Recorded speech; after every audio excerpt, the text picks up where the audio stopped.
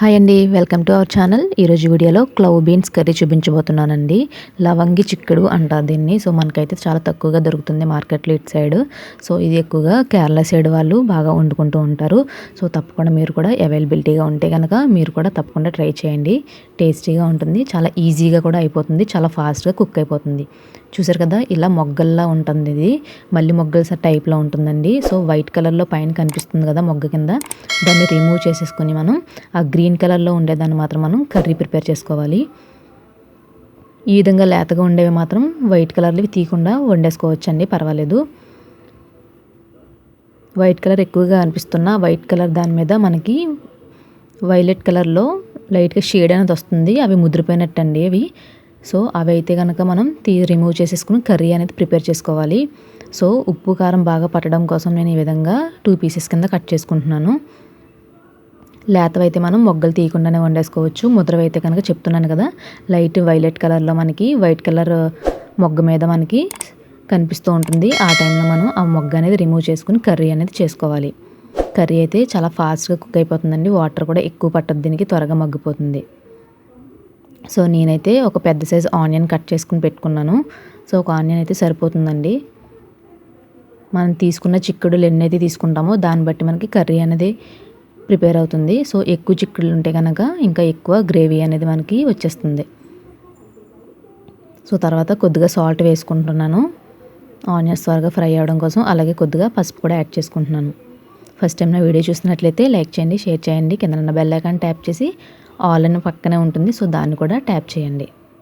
So మనకి white కలర్లో ముదిరిపోయినవని తీసేయాలి అని చెప్పాను కదండి, అవి అయితే మనకి సీడ్స్ అండి. అవి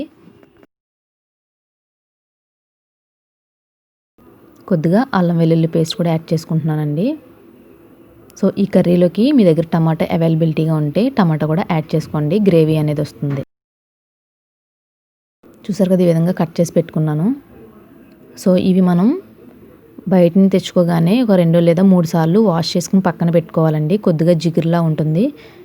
ఎందుకంటే ఇవి మనం పాదు నుంచి కట్ చేసుకున్నప్పుడు పాలు కింద వచ్చేస్తూ ఉంటాయి. మామిడికి మనం ఎలా కట్ చేస్తే పాలు కింద కారుతూ ఉంటుందో ఆ విధంగా దీనికి కూడా కారుతూ ఉంటుంది. సో 2 లేదా 3 సార్లు బాగా వాష్ చేసుకుని అప్పుడు మనం కర్రీ ప్రిపేర్ చేసుకోవాలి.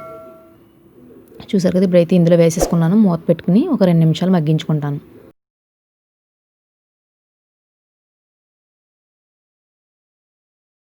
ఈ బీన్స్ అనేది మనకి స్టవ్ మీద పెట్టిన తర్వాత కలర్ అది ఏమీ చేంజ్ అవ్వదండి. కర్రీ మొత్తం కూడా మనకి గ్రీనిష్ కలర్లోనే ఉంటుంది.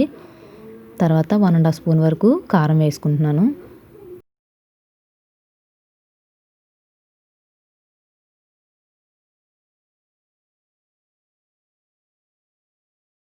తర్వాత మూత పెట్టుకుని ఒక 30 సెకండ్స్ ఉడికించుకున్న తర్వాత కొద్దిగా వాటర్ వేసుకుంటున్నానండి. జస్ట్ ½ గ్లాస్ వరకు వేసుకున్నాను అంతే, చాలా తక్కువ పడుతుంది వాటర్ అనేది. తర్వాత కొద్దిగా గరం మసాలా పౌడర్ కూడా వేసుకున్నాను. ఈ గరం మసాలా పౌడర్ హోమ్ మేడ్దండి. ఎలా చేయాలి ఏంటి అన్నది ఆల్రెడీ మన ఛానల్లో ఉంది. నేను డిస్క్రిప్షన్ బాక్స్లో లింక్స్ అయితే ఇస్తాను, ఒకసారి చెక్ చేయండి. సో సాల్ట్ సరిపోయిందా లేదని ఒకసారి చెక్ చేసుకుని ఒకవేళ సరిపోకపోతే కొద్దిగా యాడ్ చేసుకోండి.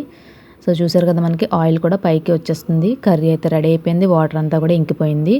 సో ఫైనల్గా చూసారు కదా, ఈ విధంగా వచ్చేసింది. కర్రీ అయితే బాగుంటుందండి, ఫాస్ట్గా అయిపోతుంది, చాలా ఫాస్ట్గా అవుతుంది. తప్పకుండా మీరు కూడా ట్రై చేయండి. మీకు నచ్చినట్లయితే లైక్ చేయండి, షేర్ చేయండి, సబ్స్క్రైబ్ చేయండి, బెల్ ఐకాన్ ట్యాప్ చేయండి.